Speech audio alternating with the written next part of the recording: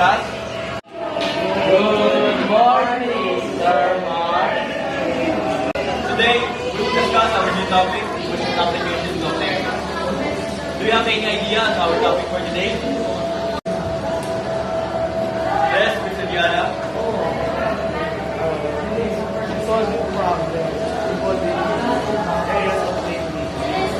Very good, Mr. Diana. So we have a problem here. Please read, Ms. Cabajes. Applications of area. A rectangular garden is 12 meters long and 8 meters wide. Inside the garden, a circular fountain with radius of 2 meters is built in the center. How much area of the garden is left for planting after the space occupied by the fountain is removed? So thank you, Ms. Cabajes. So the problem says, a rectangular garden is 12 meters long and 8 meters wide. Tapos inside the garden, a circular fountain with radius of 2 meters is built in the center. How much area of the garden is left for planting after the space occupied by the fountain is removed? So to solve the problem, we'll use the formula A is equal to length times width.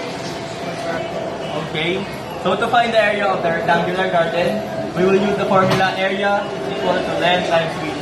Sino sa inyo nakakaalam ng measurement ng length at width ng rectangular garden? Yes, Mr. Tuzak? Sir. Ano po? Length po ay 12 meters long at ang width po ay 8 meters wide. Thank you, Mr. Tuzak. So, ang sabi nyo is, ang length ng rectangular garden is 12 meters and ang width naman is 8 meters. So to calculate, we will multiply 12 meters by 8 meters. Can you multiply 12 meters by 8 meters? Mr. Abando? Ano sir? Like 6 po. Okay, thank you, Mr. Abando. So 96 meters squared. Paano siya naging meter squared? Kasi dalawa yung meters natin dito, ipag-multiply lang natin yan. Tapos add yung exponent. Okay, step 2. Hahanapin naman natin ang area ng circle, which is ang radius is 2 meters. Area is equal to pi radius squared. Can anyone identify the radius of the circle?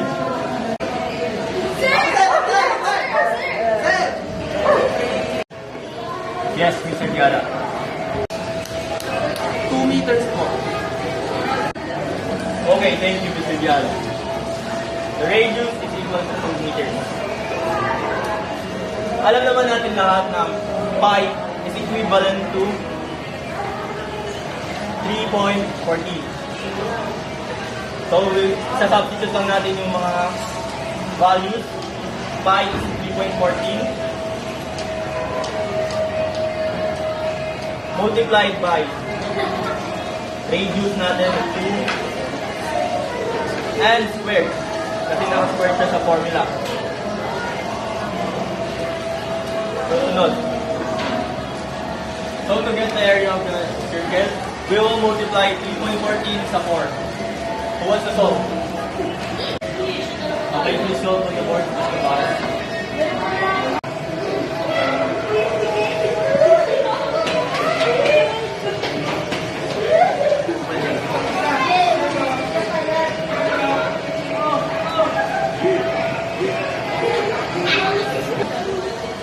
Thank you, Ms. Cabajes.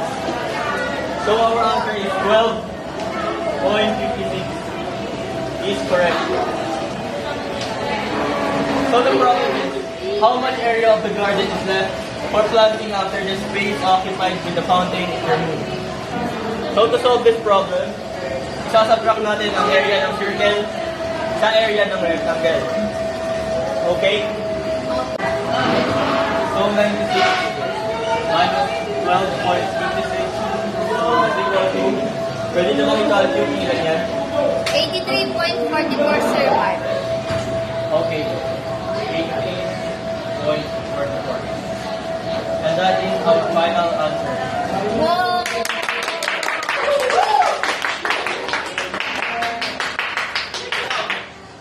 Teacher Mungkuan, yung natulog sa klase. May bibigay ako yung problem.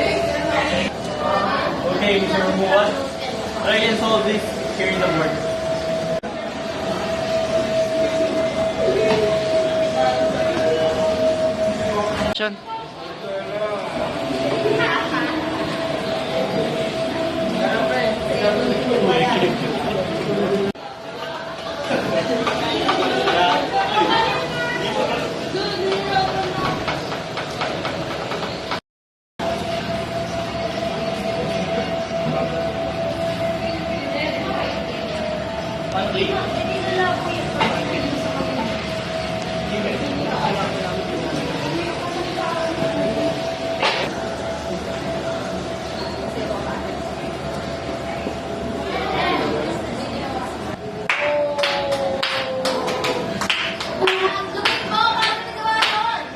So the area of the shaded region in the center of the square is 42.14 centimeters squared, which is correct.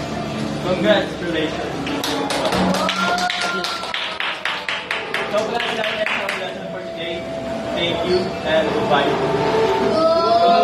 Goodbye, Sir Mark! Bye. Bye!